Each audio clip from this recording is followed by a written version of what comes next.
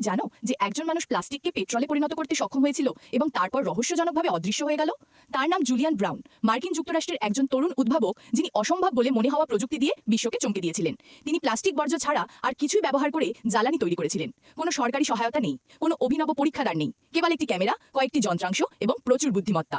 Julian তার আবিষ্কারকে প্লাস্টিলিন বলে অভিহিত করেছিলেন, একটি দাহ্য তরল যা তার মতে পেট্রোল এমনকি জেট জ্বালানি প্রতিস্থাপন করতে পারে। ভিডিওটি ভাইরাল হয়েছিল, লক্ষ লক্ষ লোক দেখেছে, অনেকেই অবাক হয়েছিলেন, কিন্তু অন্যরা এতটা নিশ্চিত ছিলেন না।